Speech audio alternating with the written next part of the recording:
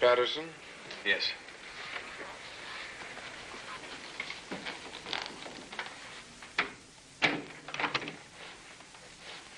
I'm Weber, the house proctor.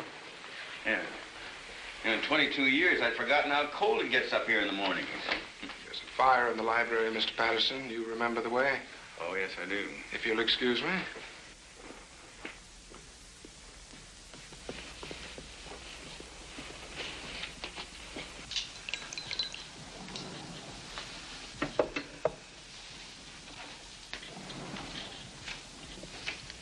Andy? Hello, Chad. Yeah, your hands are cold. What about some tea? No, thanks.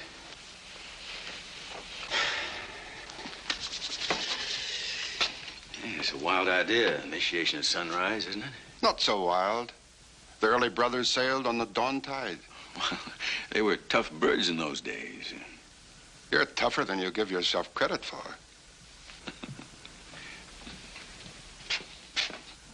Sunrise in a few minutes, gentlemen.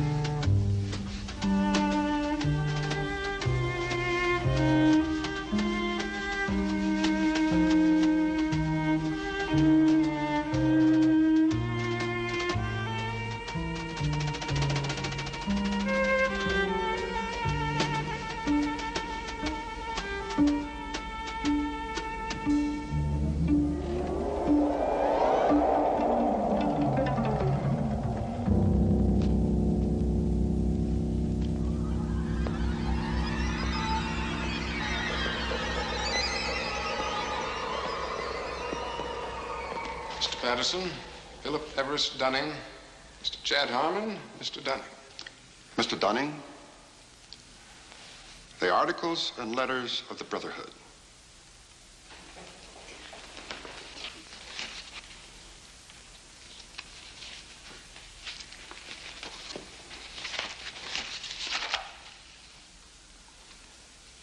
Do you swear that having been entrusted with these articles and letters since midnight this night, that you alone read them and did not communicate their content to any person whatsoever? I so swear. Having so sworn, are you now prepared to go forward? I am prepared.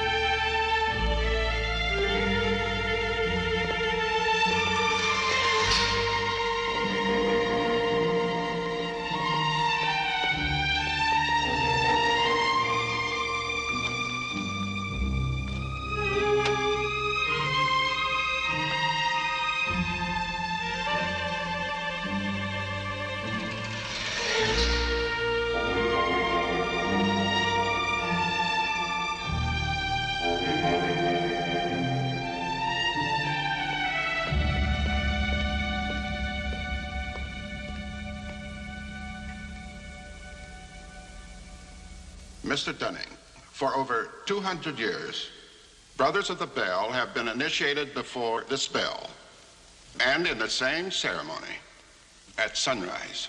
22 years ago, Mr. Patterson stood due east in your place, and I became his senior, as Mr. Patterson is now yours. One day, Mr. Patterson will stand due south, and he will induct a Brother of the Bell, and you will become senior. See, in this fashion does the Brotherhood express its continuity. It will continue long after all of us are dead. But that continuity depends upon one thing: obedience. Absolute obedience. If and when you are ever called upon by Mr. Patterson to pay your due bill, you must comply, whatever is asked of you. Well, that bill may come due tomorrow, in 20 years, or never. It'll not be a matter of money. It will be an act of fealty, of loyalty to the Brotherhood of the Bell.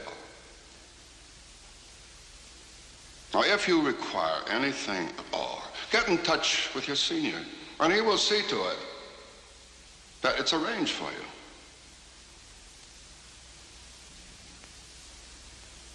Are you ready for the oath? I am. The oath, gentlemen. I, Chad Harmon, do swear in absolute faith that I shall reveal no secret of the Brotherhood of the Bell, that I shall respect my brothers and myself, that I will act as they desire, secure their interests as if they were my own. And I pledge this, My honor, my fortune, and my life.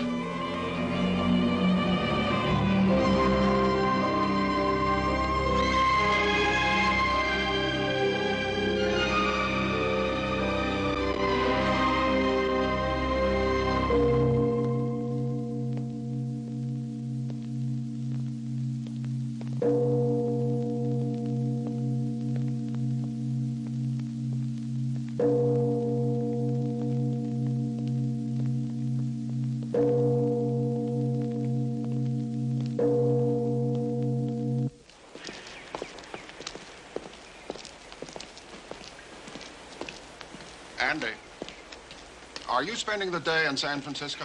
Oh, no, I have to make the afternoon flight home. It's a pity, really. Thought we might have lunch together. Oh, by the way, drop in at this address before you leave. Oh, excuse me.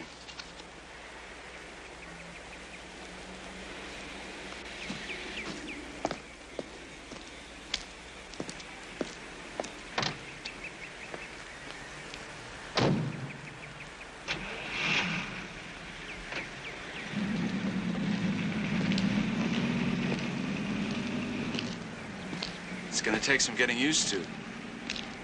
What? I mean, being a brother. Oh, you have my home and office number, don't you? You know, I still find it incredible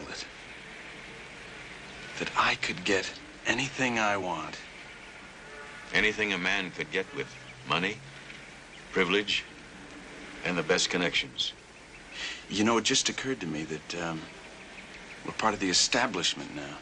Not part. The establishment.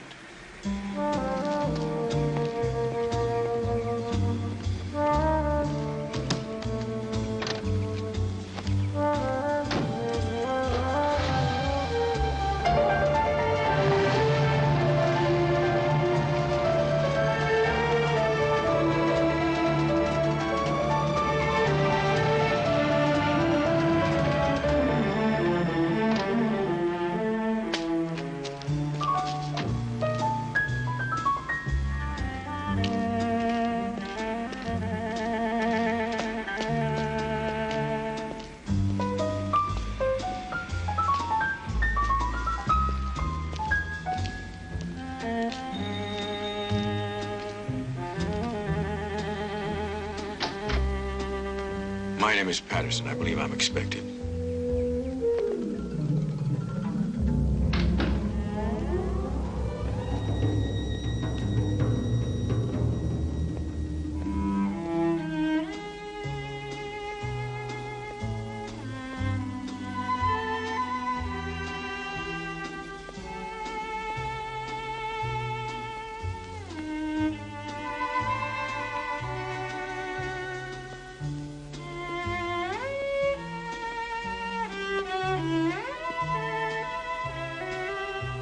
Card? A card? This address was written on the back of it. Oh, yes. Yes.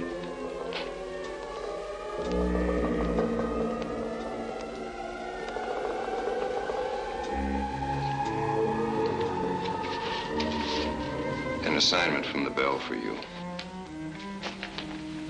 This has materials which will assist you in the completion of that assignment.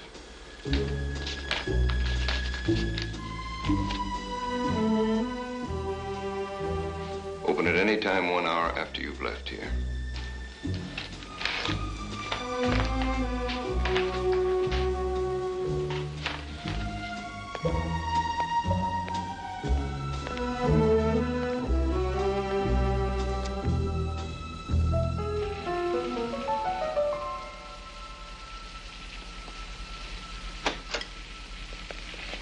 Andy, I'm delighted you could have lunch with me before leaving. Sit down.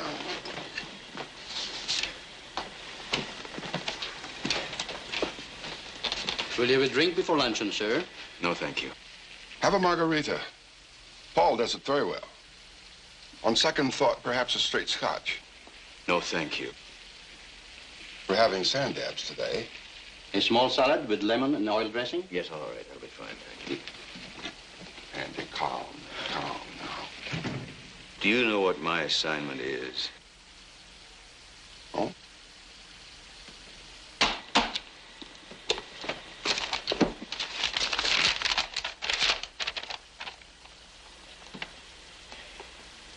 Mr. Patterson, it will be your responsibility to see that Dr. Constantine Horvathy declines the position of Dean of the College of Linguistics that has been offered to him. The Bell must want that post for someone else. Well, I understand that. Then why the frantic phone call? I thought from your manner that the Bell has asked you to murder someone. They have. The Bell has given me this file on Dr. Horvathy that contains the names, addresses, and descriptions of every person that assisted him to defect 2 years ago. This file is the death sentence for over 30 human beings if I send it to his country's embassy. Well, I presume Dr. Horvathy will see that as quickly as you, so you needn't use the dossier at all. Do you think I could send it if he refused to step down? Do you? Andy, your presence at the initiation this morning was no accident. It was a reminder of your vows of obedience. So if it comes to that, you will, yes. But why look at the worst of it? Do you know Dr. Horvathy well? Yes. Vivian and I were among his first friends when he came to work at the Institute. Well, then put it on a personal basis. Persuade him that it would be in his best interest to stay where he is. The climate is good. The Institute is congenial. He likes his associates there. Stress all the positive elements, Andy. Look, what happens if he gets kind of curious and says, why are you so interested? Huh? What do I tell him then? This discussion is becoming burdensome. You have already broken one of our rules by discussing this assignment with me, but I will pass that now. You were given an assignment and the means. Do it, Andrew. Do it. And be grateful. More isn't asked of you.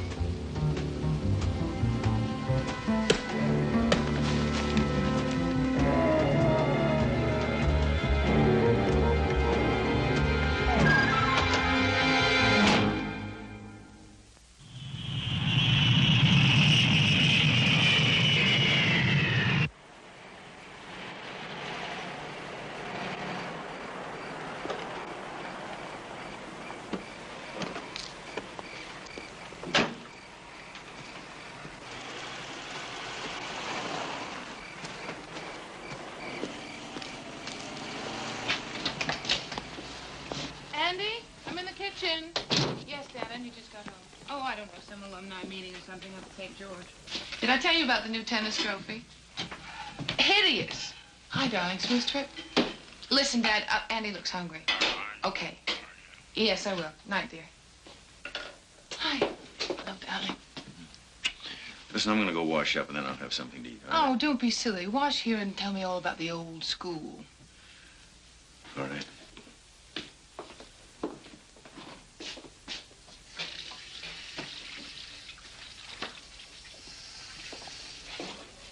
Voila. Well, that's fancy. Leftovers from this afternoon's bridge game. Well, how was the old St. George?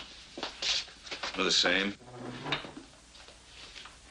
Oh, I know what I forgot to show you. I got the sketches for the new tennis trophy.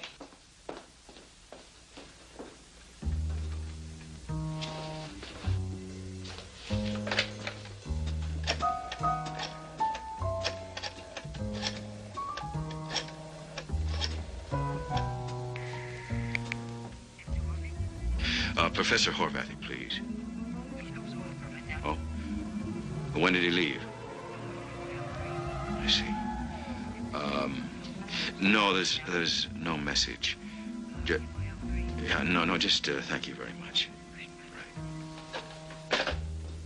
Andy, I can't find him. Hey, listen, I gotta go to a briefing tonight. Something about micrographics or, I don't know. Oh, you're kidding. Well, Jerry Fielder would like a full turnout, seeing as, I'm senior staff member. I sort of have to.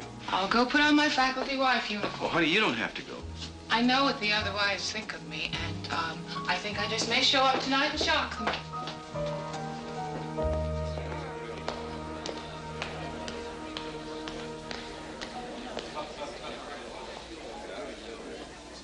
Of course you do. Hi. Good evening.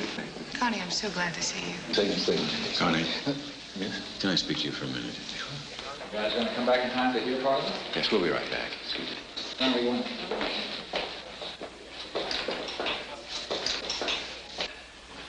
I am going to miss you all terribly. Well, why leave? Yeah, why leave? Andy, you are a good friend, a dear friend. You know, for a man of my age, a European, it is almost impossible to make a new friend. Seriously. That's why I prize you so much. You have told me at least a dozen times how much you like the Institute, you like the climate, you like the staff, the surroundings. Please, Andy. I mean, you're not going to like it back east. I mean, it's not like you're trying to prove anything. I mean, you're an established figure in linguistics. There is nothing you have said that I have not said to myself 1,000 times. Horvathy, I said, you are an old fool. How many times have the roots of your life been torn up? In the 20s, depression, unrest, revolution. In the 30s, fascists, Nazis. In the 40s, the war. And in the 50s, the communists. Come, let's go back inside. Constantine, listen. As a vital personal favor to me, pass up the appointment. What? Pass it up. I promise you'll have a more important opportunity. Do you realize what you are saying? There is nothing more important.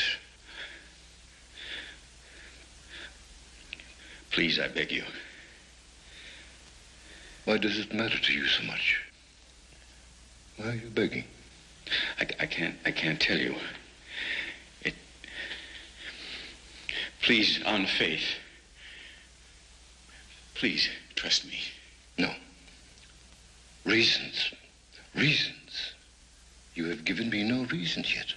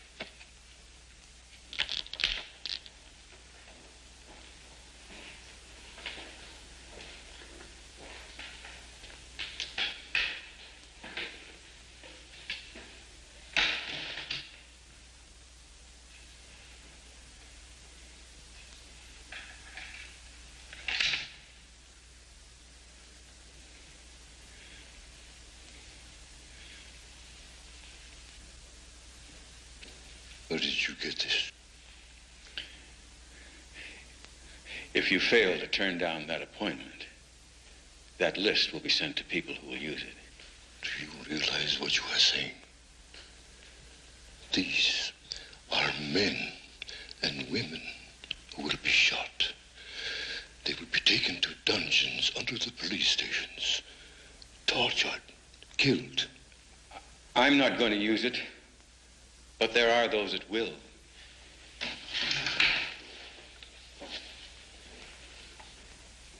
Who are you? How much did they pay you for this? How could they pay you? How? You don't understand. Now, please, please, don't make up your mind right now. Think about it.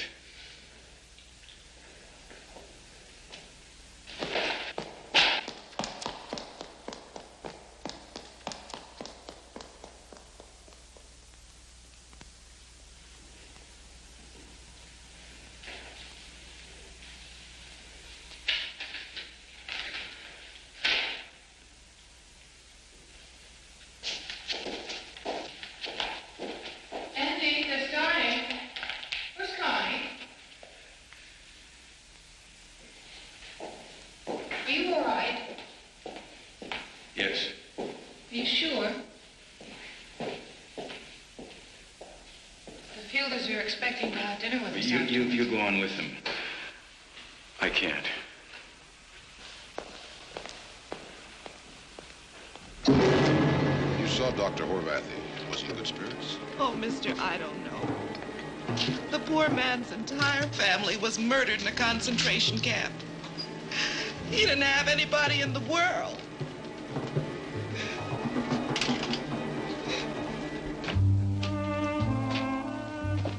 What is it? What happened? He wouldn't tell me anything until you came down. We were told that you knew Dr. Horvathy very well. What do you mean, knew him? He was found dead this morning.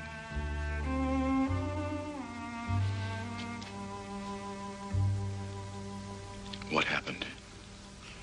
You spoke to Dr. Horvathy last night, didn't you? Yes, yes. What did you talk about? Wait. We talked about his leaving his... Did he look forward to that job? Yes. Did he complain of bad health? Oh, you didn't. I never knew a man who complained less about anything in my life. He had no enemies that you know of? Of course he had enemies. He was very outspoken politically. Political enemies, you mean, in Europe? He was a very brave man.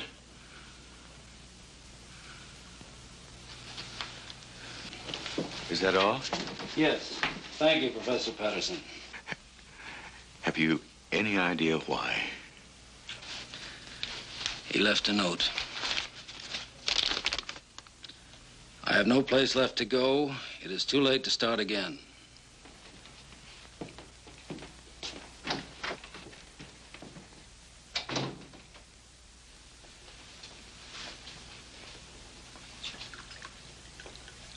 I can't believe it. I can show you the file he sent me. I don't mean I doubt you. I just can't believe that you could keep a secret like that for so long. I have no reason to tell you until now. Now I'm a murderer. Oh, Andy, please don't say that. Don't, please. You know, I'm going to tell the police. Tell them what? About the bell? About your membership? Oh, I'm going to tell them what I told you. But you can't do that. You said they had a rule about keeping silent. Oh, I don't know what you should do anymore. You've thrown so much at me. I really wish... You wish your father were here, don't you? I didn't say that. That isn't what you said, but that's what you meant. If that's meant to be sarcasm, then just remember that you lied to me for 12 years. By omission, if nothing else. Oh, I didn't mean to say that. Listen, Andy, Dad is not a child. He's a man of wide experience, and you respect him, don't you? I know he respects Look, you. what do you want me to do? Tell him what you told me. If you don't like his advice, you just do what you think is best. I have as much at stake as you do.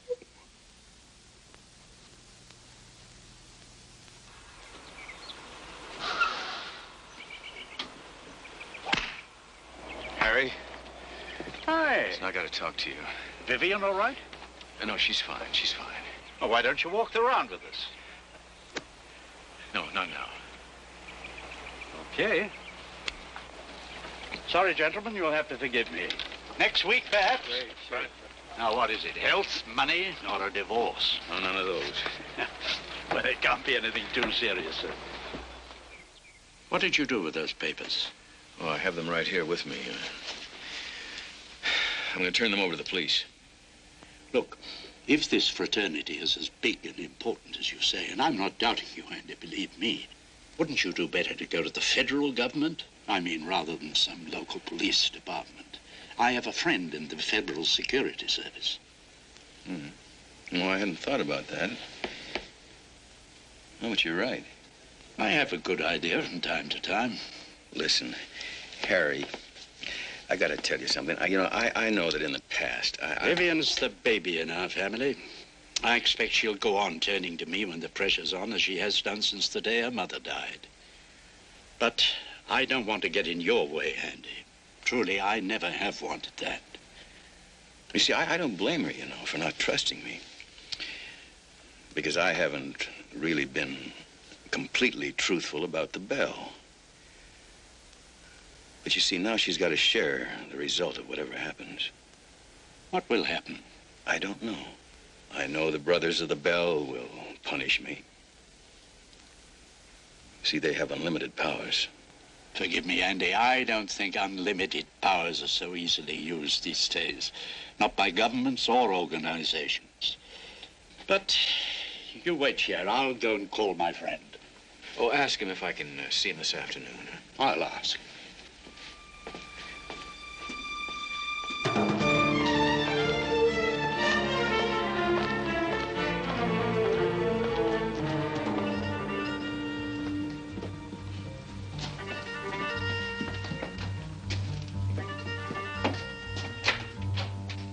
There.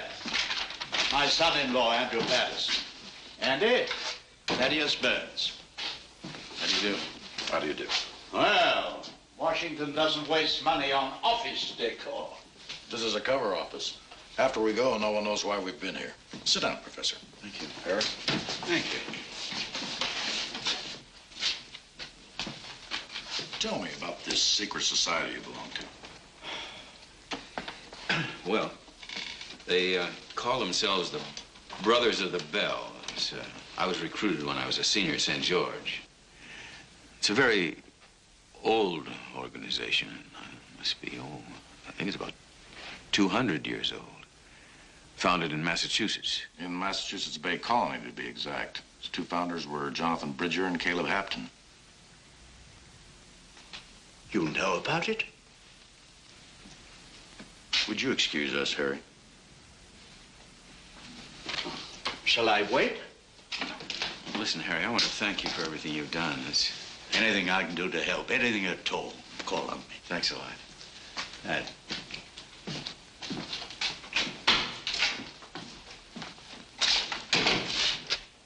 Sit down. What did the bell have to do with Constantine Horvathy's death? You know about that? We know they wanted that job for a brother. Horvathy had to be forced to withdraw. How was he forced? Well, I blackmailed him. How?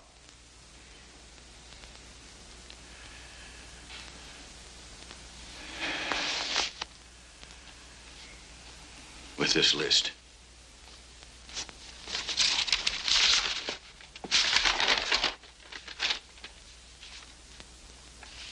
Who gave it to you?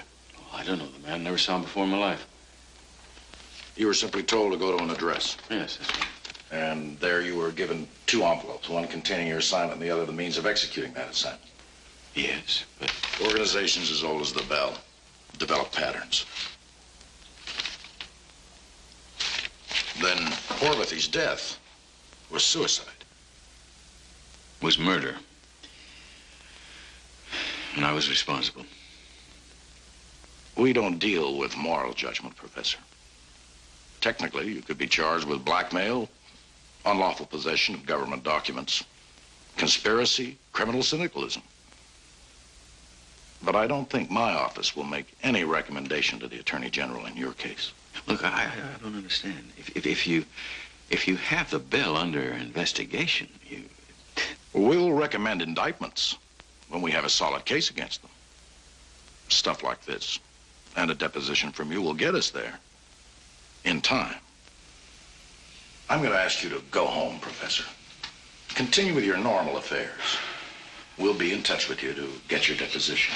But until we instruct you otherwise, say nothing, do nothing, publicly or privately, or you'll compromise our investigation. Do you understand? Yes, I understand.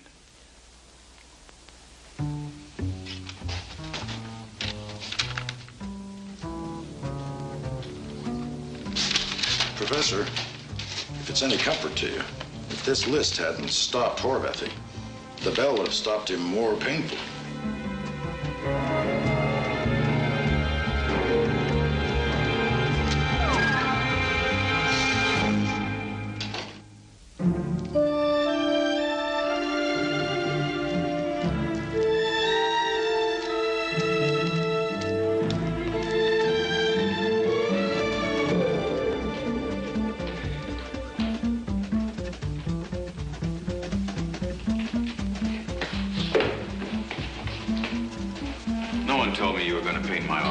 Didn't know about it myself till last night, Professor.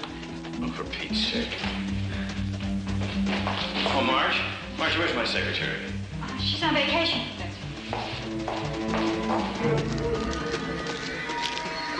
Jerry? Excuse me. Look, Jerry, I'm a senior member of the department, and I'm unaccustomed to having my secretary sent on vacation and my office closed without my knowledge and permission. Well, I'll get you another girl in another office. That's not the point. What about my papers, my files? Andy, ask me anything. Don't ask me to fight painting schedules. Take the week off.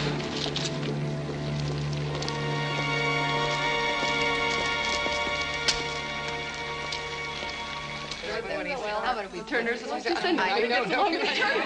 What should you do? How about what? 9 to 1. Andy, what are you doing home?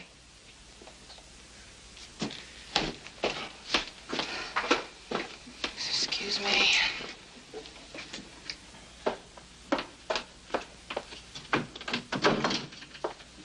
Andy, what's the matter? What are they doing out there? Keep your voice down. For the committee for the Junior League ball. Are you serious? I do it every year. I don't understand you. I really don't understand you. There's a man dead just 2 days. He's dead because I killed him, and you're out there worrying about who's going to sit next to who at some silly country club dance. What else do you want me to do? Well, I sure don't expect us to go on living the empty life we have been living, that's for sure. You went to the Institute to work today. I went there because I wanted to get out of the house and not think. So I just didn't want to think. Oh, I see. You want me to sit here and think. What do you want me to do? I've known these people all my life. Do you want me to go in there and tell them why I can't pay attention to the Junior League? Darling, Professor Horvathy was a dear, sweet man, and I'm sorry he's dead. But I can't accept the idea that it was your fault. And I won't accept the idea that it was mine. Look, I know it's not your fault. I know that. I guess I can't expect you to not go on living your life the way you always have. But I can't. Don't you see, I just can't.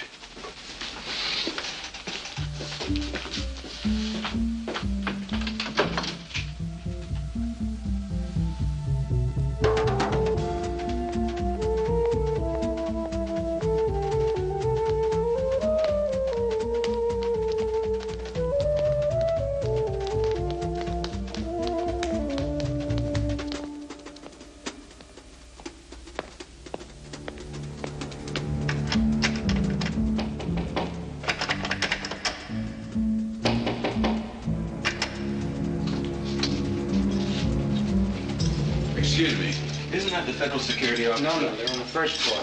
We just don't have an agent by the name of Thaddeus Burns in this office. I don't understand that. I spoke to him here. When you say here, what exactly do you mean? Was it on this floor? Or... No, it was on the third floor. Yeah. Did you? But it was in this building. Or did you go through a receptionist to get to him? No, I didn't. It was what they call a cover office. What kind of office? A cover office. It's an office you use when you want to talk to people who don't want to be seen coming into government buildings. Well, when we use offices like that, we don't put them in federal buildings, and we don't call them cover offices. This is my ID card. Now, this identifies me as a special agent for the federal government. Did he show you a card like this? No, he didn't. Well, what makes you think he was an agent? My father-in-law told me he was. He introduced him to me as though he were an agent. I talked to him as though he were an agent. Who's your father-in-law? Harry Masters. Maybe you know him. He's president of the Pacific Realty Investments. Mm-hmm. Excuse me. Yeah, could you get me a hold of Mr. Harry Masters of Pacific Realty Investments? Investments, that's right. Right, thank you. You don't doubt me, do you? No, you could have the wrong name. Could you describe him for me? Well, I can see. What I remember, he was, I think he was about 6 feet tall. I think he had brown eyes. Sort of, kind of stocky-like, and had a very authoritative manner. That's about all I can remember, I'm sorry. Excuse me. Yes, Mr. Masters, this is Agent Shepard of the Federal Security Service. Yes, I have a gentleman in my office here by the name of Andrew Patterson. Mr. Patterson tells me that you brought him here to see an agent by the name of Thaddeus Burns. Mr. Shepard, my son-in-law has been terribly upset over the death of a colleague of his.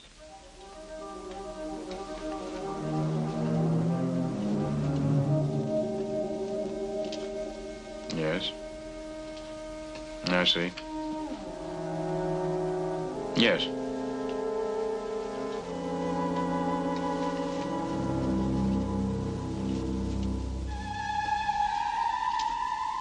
Well, thank you very much. I don't think it'll be necessary for you to come by here. I think you've helped us a great deal. Thank you. Professor Patterson. Yes. Have you ever heard the name Professor Horvathy? He was one of my very, very best friends. And I was responsible for his death. Sir, do you mind if I suggest that you just go on home and forget all about this? Forget? Well, there is no Thaddeus Burns, and we have no record of your ever having even been in this building before today. What did my father-in-law say to you on the phone? He said that you were under considerable emotional stress lately, and he thought you could use some rest and relaxation. I see.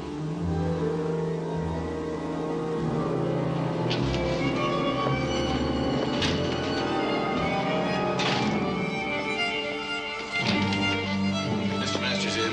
He's in a damn place. He's not at all, Professor.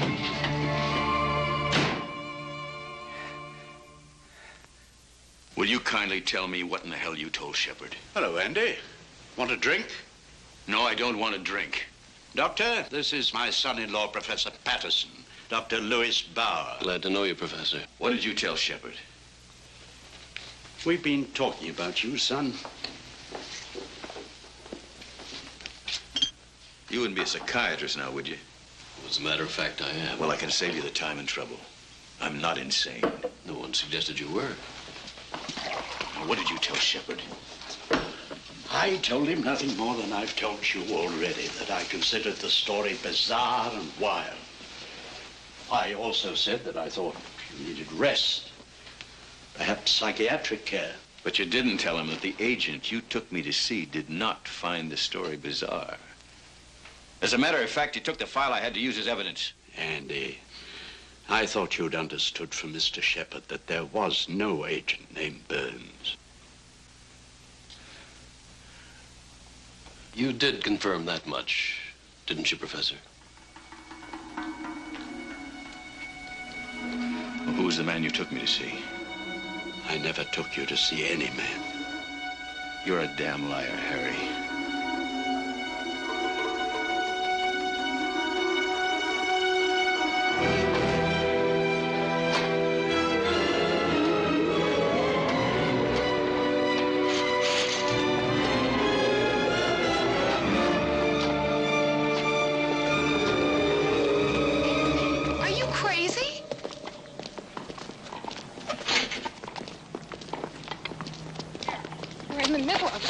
Your father took me to the federal building in Los Angeles to meet an agent named Thaddeus Burns.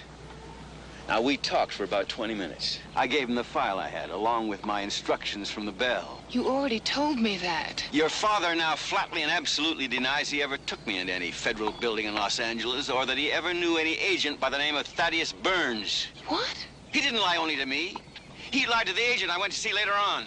Andy, I don't understand. What do you want? I said your father lied. Why should he? I don't know. Yet. Either he's a brother of the Bell or he's under their control. But he lied. You want to know who I believe? Yeah.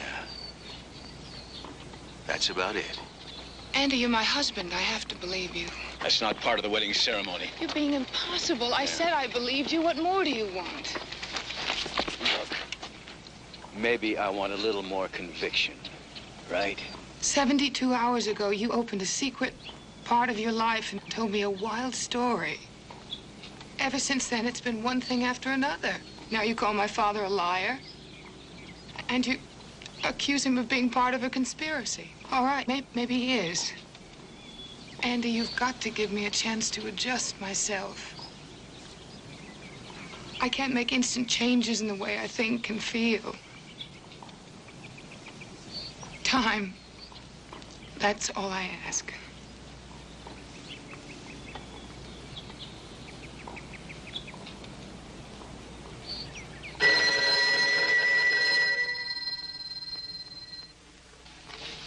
Yes.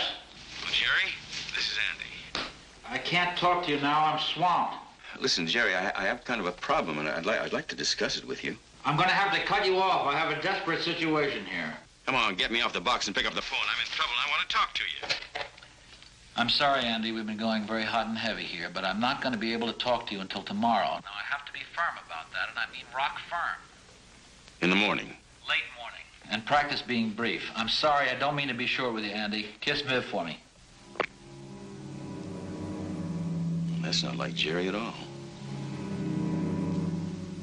Honey, there's something going on. I don't know what it is. Something's happening. Something... You know, it's like fog going around the corner of a building at night. You know, it's there, but you can't see it. Something strange is happening, Vivian. Something very strange.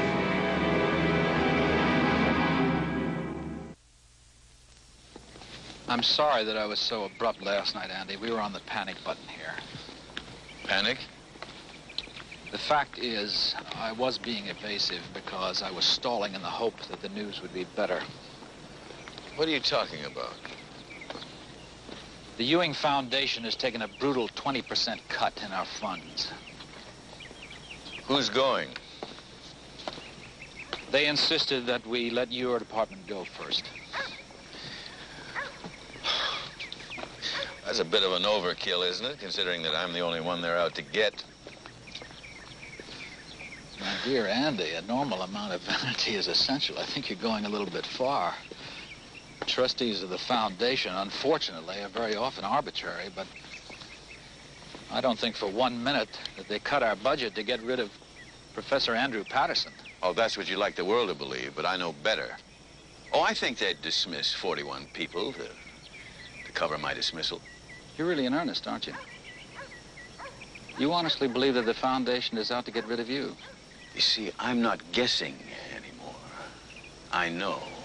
The question, though, is, how deeply are you involved? Are you a brother of the Bell? What? What college did you attend? I've heard of non-sequiturs. No, just answer my questions. Did you attend the College of St. George? I've attended over 6 colleges, Andy, as an undergraduate and as a postgraduate, both here and abroad. I think that you'll find those academic affiliations in my biography in any recent edition of Who's Who. I don't think that you'll find the name of St. George on the list. I don't care what it says in Who's Who. I think you're lying. I think you're just as guilty of Dr. Horvathy's death as I am. Andy, I've talked to your father-in-law, and he's told me about your feelings. I think... May I recommend... A good psychiatrist? How many does it take to have me committed? 1, 2. Well, I'm not about to let that happen. Paul! Why are 41 innocent men and women being punished along with me? What about some hot chocolate, Andy? You realize you've destroyed their lives, their homes, their friendships? It's really quite good. Is the Bell so callous it really doesn't care? Now, people generally find a way of mending their lives one way or another. It really doesn't matter to the Bell, does it? Well, I resign from the Bell. No, Andy. You had your option 22 years ago, and you elected to come in. We accepted you, granted you all the benefits of the Brotherhood. Benefits? I never asked for anything. Are you truly ignorant of what the Bell has done for you? You know that first bid your father's firm won? What about it? A little piece of a big highway. Yeah? Won by a small contractor. That's right, that's right. The start of Patterson Engineering International. Yes? The Bell gave your father that contract? Yes. In 22 years, your father has become a multimillionaire, thanks to the Bell. In 22 years, Mike Patterson's company has never lost a bid, a contract, a negotiation. You think that was all good luck? Just brilliance on his part? And you, Andy, you have received every option, every fellowship, every post you've ever wanted. I competed for them. If you prefer to believe that. Look, I know what I earn myself. I know what I owe the Bell, what I don't owe the Bell. Believe me, Andy,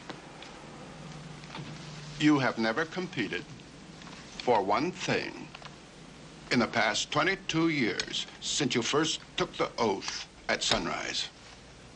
I paid my due bill. Constantine Horvathy is not going to accept the appointment. That was my bill, and I paid it. But you did break the silence, didn't you? Well, I'm giving the Bell fair warning. If they try to harm me or my family, I'll break the silence so hard it'll be heard halfway around the world. No, Andy, you won't be speaking louder and louder. In fact, I am certain we shall be hearing less and less from you as time goes on. Paul! My father in? Yes, Mr. Patterson.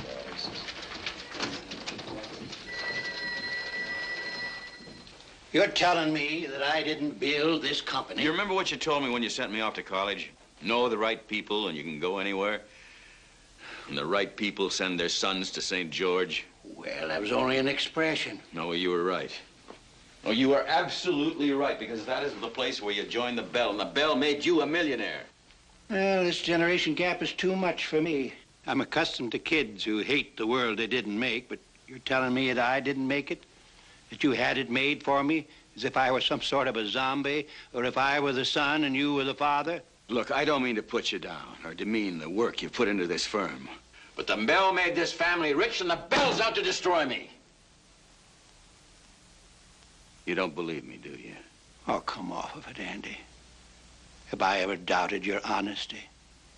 Your sanity, perhaps, but you wouldn't lie to your old man unless you were crazy. Are you? Do I look it? No. No, you don't. But you're putting a powerful strain on my mind. Well, you've heard of insiders dealing with each other, haven't you? Well, sure I have. And I've seen it. Can you imagine the amount of smug, self-satisfied, fat cat feelings they must enjoy to have the gall to tell us what to do? Well, I'll see him in hell before I'll let him get away with this. What are you going to do? Well, I've helped in the election of a couple of congressmen and a senator or two. They'll find out they're not dealing with shoe clerks. Now, wait a minute. You won't know who you're talking to. Now, I haven't figured out yet how to fight them, but I know I can't play their game. All that behind-the-scenes influence. You see, it's just too powerful. But believe me, I'm going to fight them. And I'd like you to sort of stand by and be my reserve. I suppose that's a polite way of telling me not to stick my nose into it, hmm? Without letting my Irish carry me away? My flesh? My blood? My fight? Yes. But let me start. And if I need help, I'll call on you. If you need help, you call on me. But don't try to fight them alone, because I know them better than you do.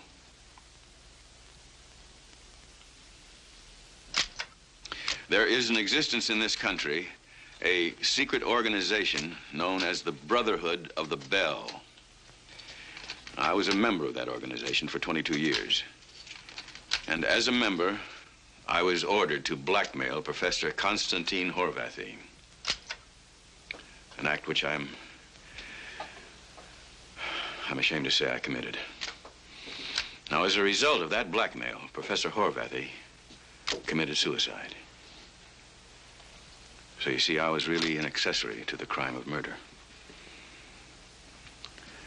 Now, I accuse as my accomplices Chad Harmon of San Francisco and the Brothers of the Bell. I stand by, coming up on 2 in 2 seconds. 1, 2. Take it, Q. Harold. Professor Patterson would offer no names except his own and financier Chad Harmon. District Attorney Avery Hazelton was interviewed by Ed Larksburg of the 6 o'clock news. If the blackmail took place, if Dr. Horvathy's death was a result of such blackmail, we'll present the facts to the grand jury and make a suitable indictment. But you have Professor Patterson's own confession. I've been a police officer and a district attorney for many years.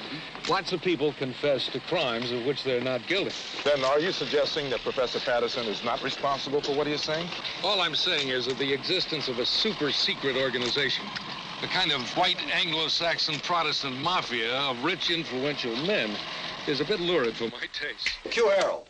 Meanwhile, in San Francisco, financier Chad Harmon, named by Professor Patterson as co-conspirator in the alleged secret society, was asked about his alleged connection in the Brothers of the Bell. But you did attend the College of St. George. Sure, 40 years ago, one semester. And I am a member of Beta Epsilon Lambda. And I have been in the so-called secret chamber at the Bell. Now, this is a room which contains some priceless antiques. You see, St. George is one of 18 chapters. And I don't know really what the total membership is. 40,000 members nationally. Well, anytime 40,000 people can keep it secret for 22 years, I would consider that something of a miracle, wouldn't you? Professor Patterson does not say that all members of the fraternity are Brothers of the Bell. He claims the Brotherhood is a very small, highly selective secret organization of which you and he are members. Well, it must be terribly secret because I wasn't even aware I was a member. Professor Patterson claims that you accompanied him to the Federal Security Service. I do not. The government will confirm that. I believe they already have. What did you do when you heard your son-in-law's account of the conspiracy of the Bell? I consulted with a reputable psychiatrist to discover if Andrew needed help. Well, at least that part of it is true. How many times did the police say to let it ring before we answered it? 4 times. Gives the police a chance to monitor the call.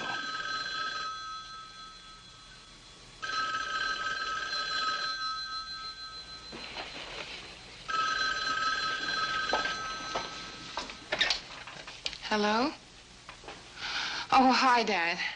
It's fine. Yes, he is. You want to talk to him? Hold on. Look, I don't want to speak to your father. It's your father.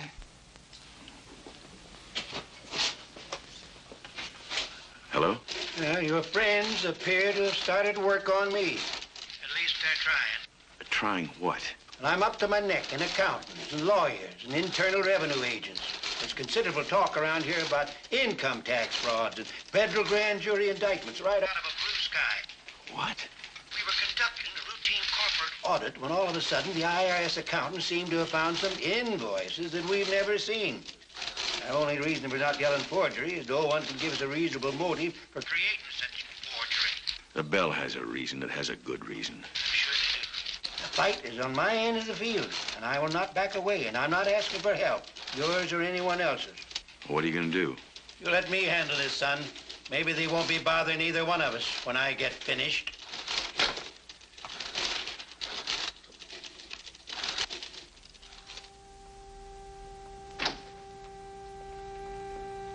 Mike, what are you doing here? Harry, would you do me a favor and see that we aren't disturbed? Will you lock that door now?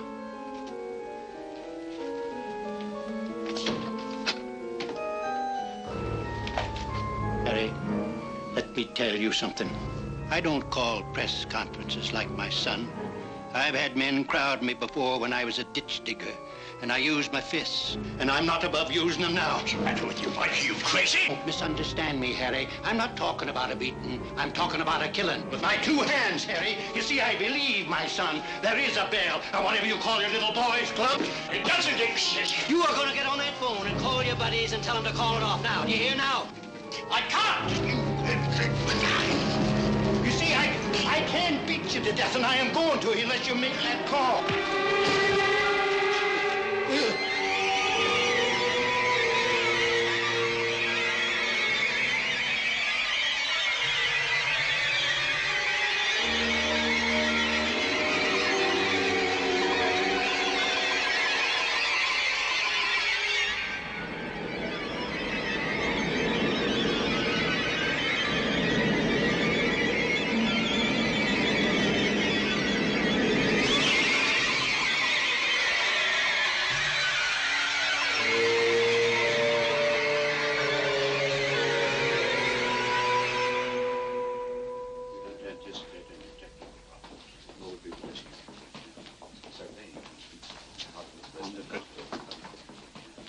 I'm Andrew Patterson. How's my father? As I was telling Mr. Masters here... Tell me. Father's had a stroke. It's technically a cerebral hemorrhage. How bad? He's comatose, Mr. Patterson. Now, he wouldn't recognize you, but if you want to see him, wait here. What happened, Dad? I don't think Andy wants to know. Of course he does. Do you? Well, I can guess. He came to get the Bell off our backs. I blame you for this, Andy. Your neurosis drove him to this. You get out of here. You get out of here now. Whatever you may think, Andy, I didn't want this to happen. Truly. I hope he recovers. Call me if you want me.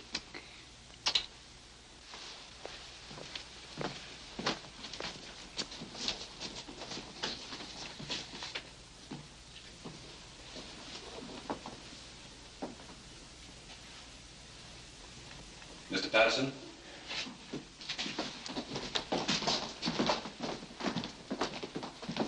Just Mr. Patterson, please.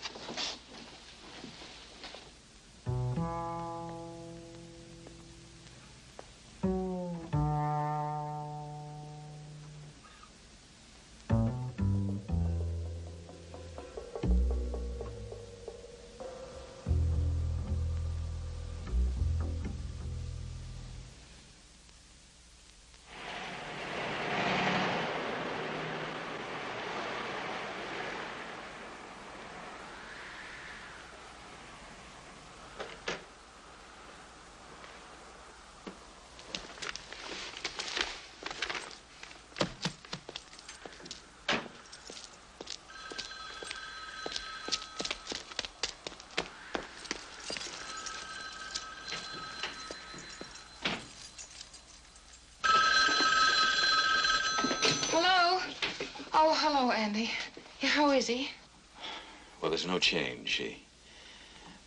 They don't know when he's coming out of the coma. If he does. You sound exhausted. Well, it's just that I feel so responsible for what's happened. Oh, darling, please don't talk like that. Do you want me to come back to the hospital? Oh, no, Vivian. I'd like to be alone with him. I know it sounds like I'm shutting you out, but... Don't explain to me. I understand. Just stay with him. Vivian? What's that? What happened? Nothing, darling. The light just burned out in the kitchen. I was a little surprised. I feel a little foolish standing here in the dark. Well, you're not alone, are you? I mean, this isn't Margaret's night off. Now, darling, please don't fuss. I'm perfectly all right.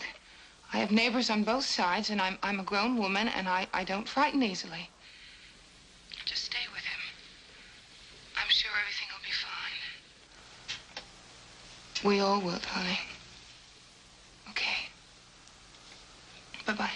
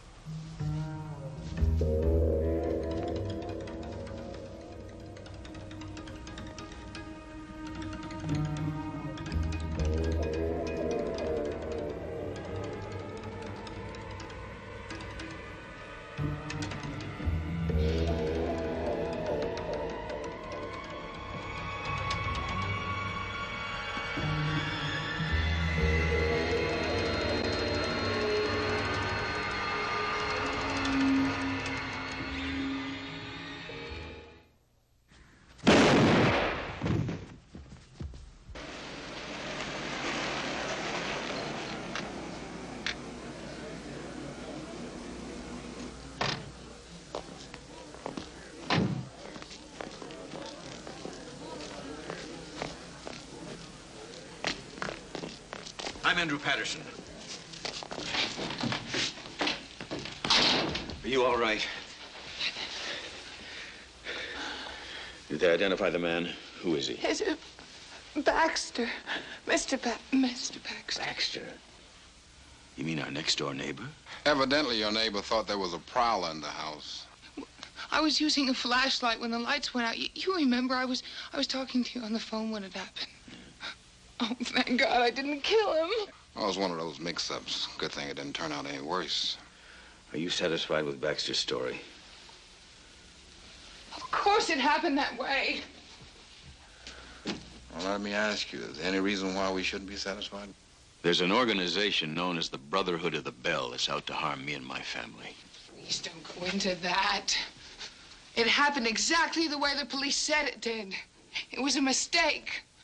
It was a mistake on my part, and it was a mistake on Miss Mr. Baxter's part.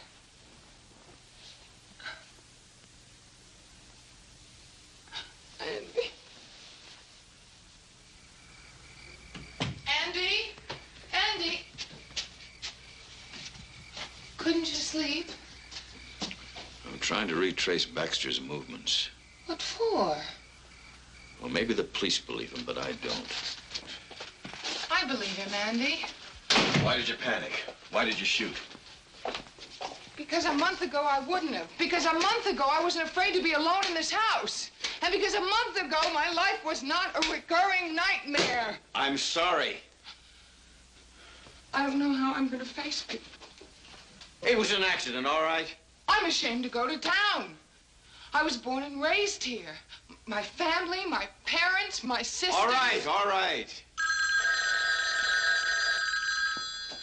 Andy, wait till the fourth ring. Oh, it might be the hospital. There's probably some nut.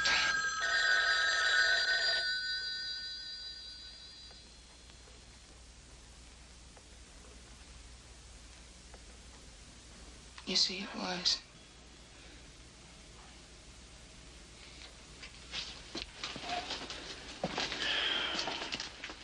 Can you imagine what they're going to say when they find out about poor Mr. Baxter? They're going to say, well, just crazy as you are. Does it matter what people are going to say? I mean, really? I'm not as strong as you are, Andy. I don't want to hear them say, oh, Vivian Masters, she's gone ape just like her husband. Do they still call you Vivian Masters after 12 years? I meant Patterson. Did you? Don't psychoanalyze me. It's cheap and it's easy to call me hysterical. Just as it's cheap and easy to call me a nut. I never have. Oh, darling. Please, let's just sell the house. We'll sell the house and we'll go someplace, somewhere together. Just the two of us, until this all disappears. Oh, we can sell the house, but all this isn't going to just disappear, you know. What do you mean? Well, I have a couple of television and radio interviews I'm going to give. Why? Well, because Is there anyone left in the civilized world who hasn't heard about the Bell? The Brothers of the Bell? I owe Constantine Horvath a debt. You don't owe him anything. I paid. You want me to pay for the rest of my life? I shot Mr. Baxter. What do I owe him? That was an accident. He bled, didn't he? Is his blood or his flesh any less precious? Well, there's a difference. I don't understand the difference. Oh, you don't? Well, there is. Andy, this obsession of yours is destroying us. Isn't it clear that everyone who has heard you doesn't believe you? And even the people who believe you don't care. Look, all I know is that I want to hurt them. Vivian, I want to hurt them bad. I want to hurt them. But how will you know when you have? I want to hurt It doesn't bleed. It doesn't cry out. It doesn't fight back. Don't try to stop me, Vivian. Just don't try. I will try. Because I won't allow this to continue. It's got to stop here, and it's got to stop now. Because otherwise I'm leaving you. Right now. And I won't be back.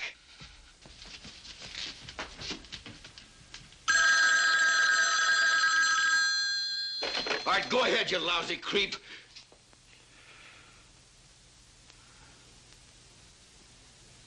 Yes, Doctor.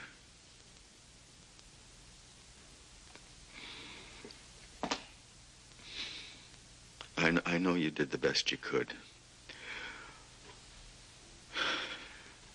I know. Listen, I'll make the arrangements, you know, all the necessary arrangements. All right.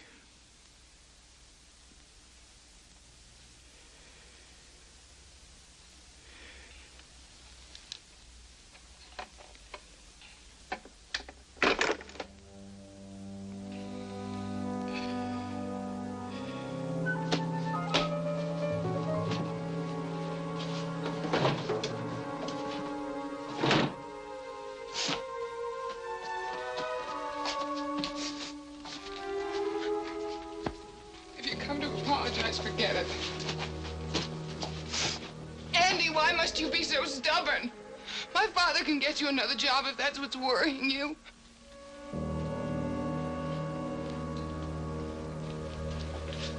Look what you've caused with all your hysteria. 2 men that I love are dead. Not because of my hysteria, as you call it, but because I bought a lie. The lie that you can get something for nothing. Well, you can get nothing for nothing. Not even you.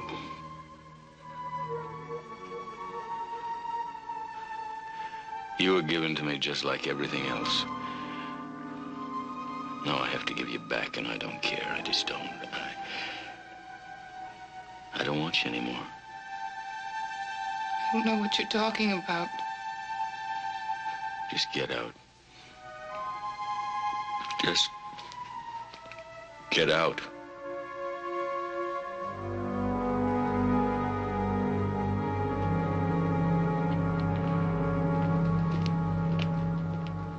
Well, what have you and Professor Patterson decided, Bob?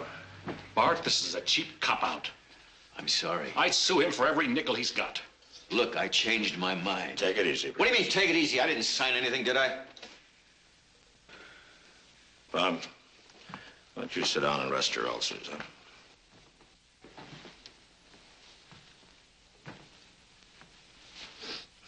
It's now 2.5 hours before showtime.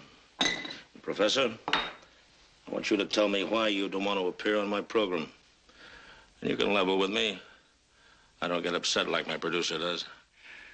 I came down here and I saw what I was getting into. That's why. I know I conduct a sideshow, but that's where I get my audiences from. It's my rating. If you've watched the show over the last few years, we've seen some very important people who have not been afraid to appear with me. A couple of ex-presidents of the United States, some candidates for pretty high office, a Supreme Court justice or 2. I will pass over that. I want to tell you something I don't think you realize. Your whole story about the Brothers of the Bell, or whatever you call it, is not newsworthy anymore. The story's pretty well kicked. And nothing new has happened to make anybody sit up and take notice. So if you want attention, you're going to have to be pretty persuasive. You see, the difference now, Professor, is that I don't have to compete with another show for you. You're going to have to convince me that you're worth putting on my show. You know your father's company's in big trouble. What did the SEC decide about Patterson International stock, Bob? They've suspended trading, pending the trial for the indictment on income tax fraud. The word's around that your house is up for sale. Is that true or false? Yes, I put it up for sale. And that your wife has left you because she thinks you're a kook? Well, we're separated. But the reasons are our business, nobody else's.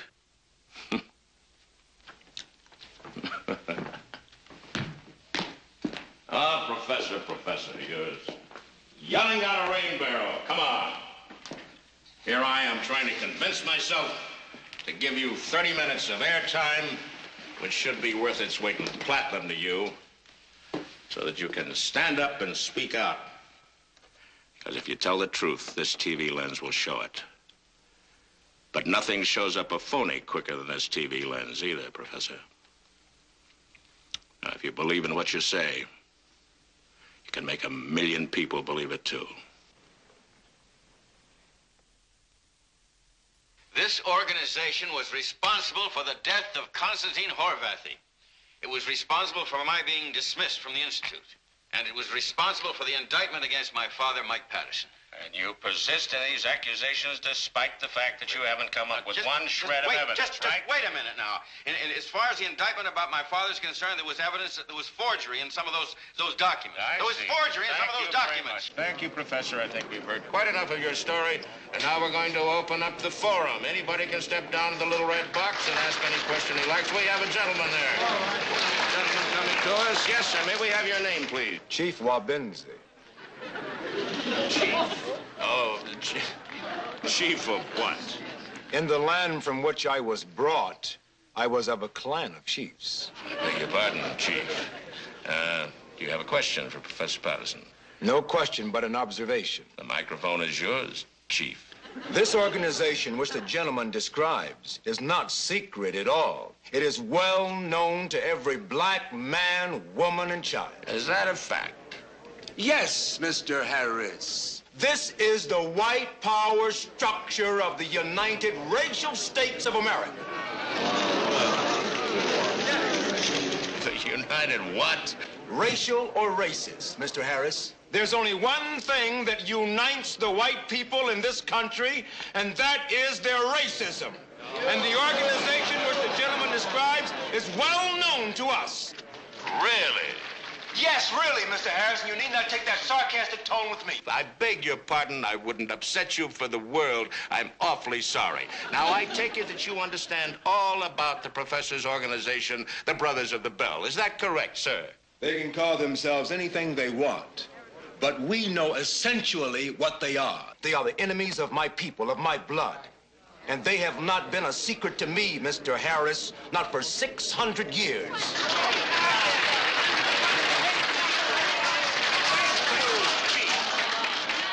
Thank you very much for your kind words. You may sit down. All right. Anybody else for the forum? Huh? Ah, here comes a young lady.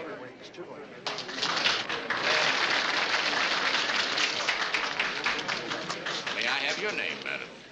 Mr. Harris, may I ask a question of your distinguished guest? Well, certainly you may, but what's your name? Well, Mr. Harris, for reasons which will become evident to you shortly, I cannot give you my full real name. Well, we're going to have to call you something now, aren't we, darling? Could you call me simply a patriot? Certainly we can. Mrs. Patriot, proceed. I mean, simply patriot. Oh, you're not married, huh? All right, simply patriot, proceed. Professor Patterson, is it not a fact that your real name is not Andrew Patterson, but Abraham Warsaw? My name is Andrew Patterson. Now, that's my name. Of course. I expected you to deny it, Mr. Abraham Warsaw. I have here documentary proof that this man is really named Abraham Warsaw and that he's a Jew. We're here to ask questions about his organization. Isn't that so? Well, it certainly does exist. It's an organization of secret international Jewry. Oh, it's been fully described in many books, documented records. A lot of which I'm sure you picked up in Berlin, huh? Well, I'm not going to reveal my sources to you, naturally. Well, I mean, after all, these people are out to kill anyone who would expose them. But if you desire, I could give your viewers a post office box in Pasadena where they can get literature that exposes this organization of Jews and their hirelings. It's post office box. Patriot, that's a no-no. You really wouldn't do a dirty thing like that to a nice town like Pasadena, would you? Dump all that garbage on them? Come on, you don't live there, do you? If you want to give them an address, give them the address of the last cookie farm you were at. Couldn't they write to me, care of you, Bart? It cost me money to handle my mail, darling. It would cost me more to handle yours. No, thank you. I would think you would contribute it as your patriotic American duty, Bart. Well, I gave at the office last week, dear. Thank you. Step down.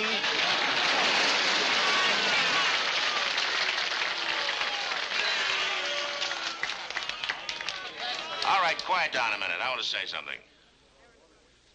You want to hear a thought that just occurred to me? I don't think our Professor Patterson is part of a Jewish conspiracy or part of a white power conspiracy, but he is part of a conspiracy. The Brothers of the Bell, I am certain in my mind at this moment, is in fact an underground Catholic organization formed by the secret college of cardinals in Rome formed to seize political, economic, and religious control of the United States of America.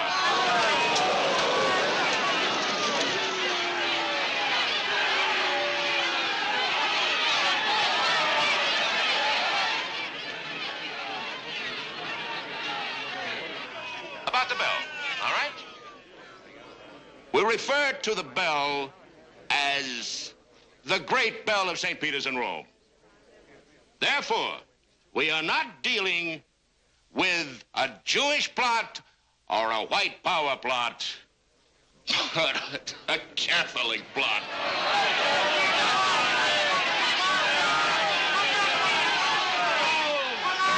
Well, thank you for your observation, Mr. Harris.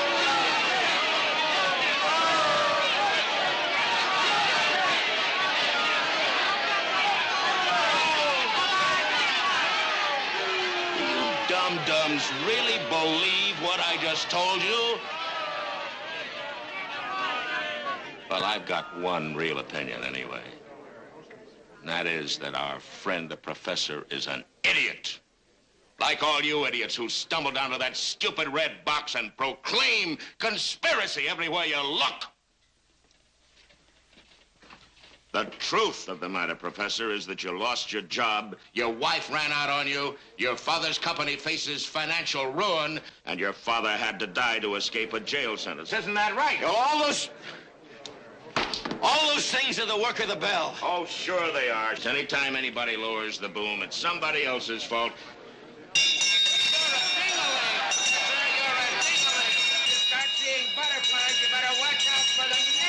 Those vilifications don't answer any of the points I made. Somebody's gonna drop the net on you, you creep. I can understand why those meatballs believe in you, because they're sick and ill-educated and stupid, and they haven't got a thing in the world to believe in. But when somebody as well-educated as you, as fat, as protected, as privileged as you are, starts to yell conspiracy, you make me sick. This country gave you everything you ever had, and you ought to get down on your knees and thank God every day of your life, rather than throwing garbage on the flag and the government and the decent people who are trying to do what they can to keep it that How way. much did Harmon and his gang, how much did he have those brothers pay you to do this? You're making Or are you a accusations. brother too? Did you go to the college at St. George? You answer that question. Yes, these are accusations you're making. These are accusations. I haven't lost a slander suit yet. Did you graduate from the college at St. George? Answer that question. You answer that question.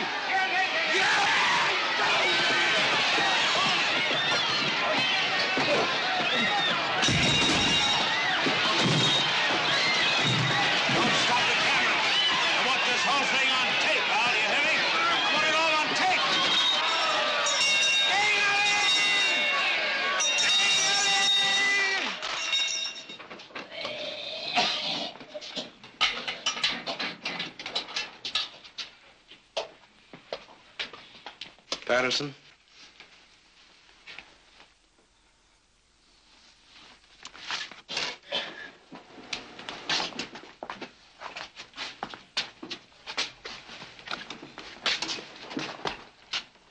You posted my bail? Yes.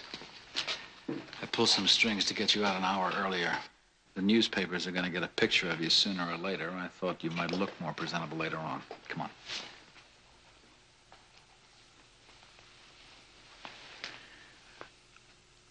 I don't know anything about you, Dr. Fielder.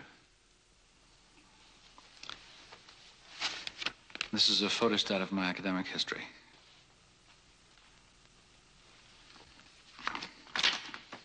You won't find any mention of the College of St. George. I posed two possibilities to myself. One, that the cut in funds made by the foundation was completely arbitrary. And two, that it was not and had a hidden purpose. The purpose was to get rid of me. Yes, I agree. The Ewing Foundation told me that the cut in funds was made at the direction of their bank. And the bank told me that it was against their policy to disclose who decided what they did. However, I threatened to make an issue out of it. Tell me something. How many members of the investment committee were alumni of St. George? One, the chairman. I don't think that constitutes real proof. But I began to get other signals. Such as? I felt honor-bound to help all those who had been separated as a result of the cut to get comparable or better jobs. I succeeded in every case except... Except mine. It was as though your name was on an invisible national blacklist. It is. You two are going to be up till all hours, so I'll say goodnight. Andy, why don't you sleep here? Oh, no. Listen, Betty, if I stay in this house, it'll bring you nothing but trouble, you and your family. It's just no good. You're staying. No, it's... Jerry agrees with me. See you in the morning.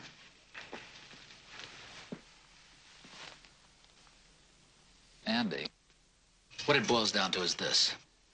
Can you get somebody to stand up with you and say, yes, I'm a brother of the Bell, too? I suppose I found him. What good would it do? Why should they believe him? They didn't believe me. Well, don't know if it'll work, but it's one of those strange quirks of human psychology. What you hesitate to believe from one person, you will believe from two, especially if the second person has nothing to gain from helping the first. If I just had some place to begin, a clue.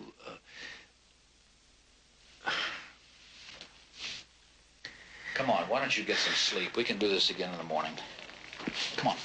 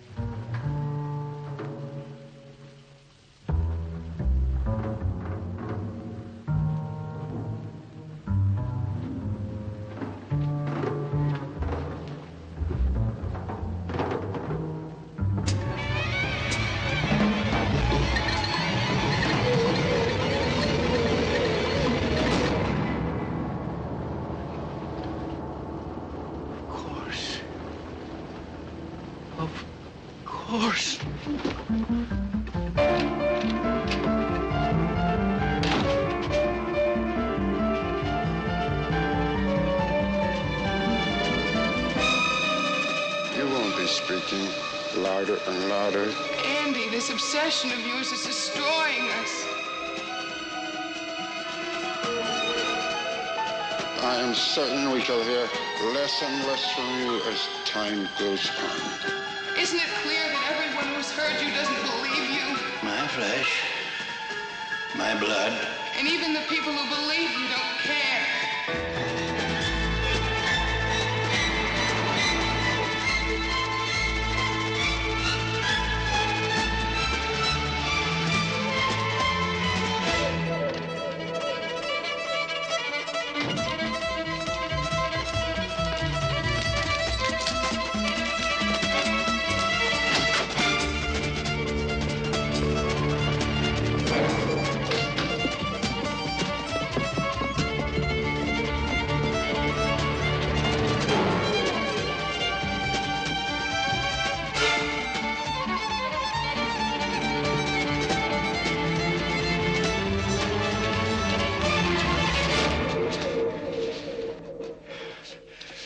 Please. I just want to talk to you, that's all.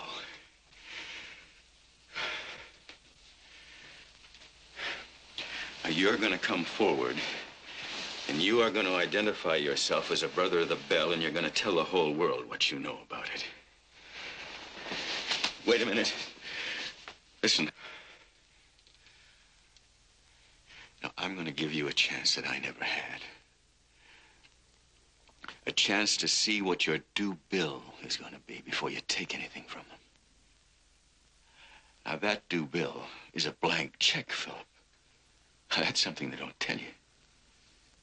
And on that check, they can write as payment your father's life, your marriage, your reputation, anything and everything.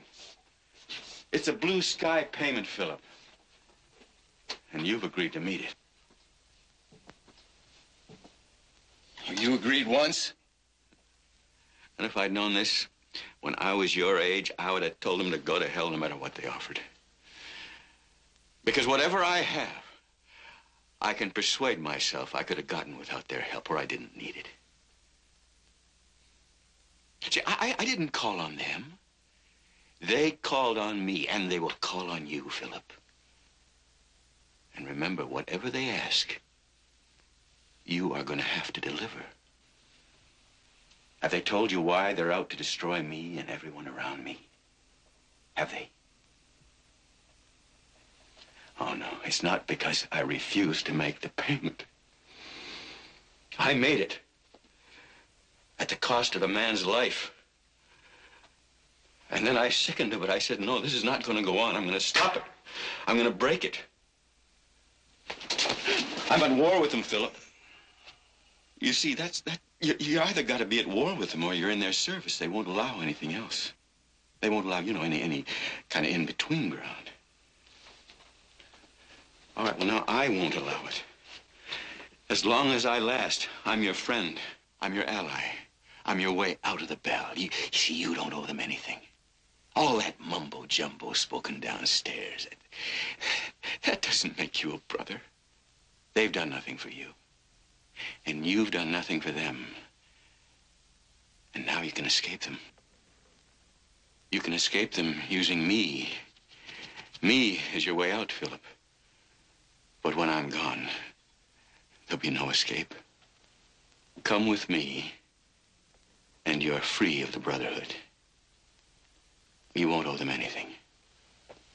We'll catch the noon plane, to Los Angeles, you and me. You're my last chance, Philip. And I'm your last chance.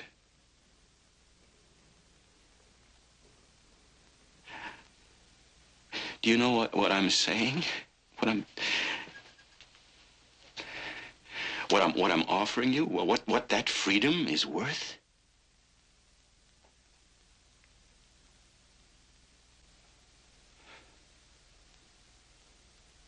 Oh, my God.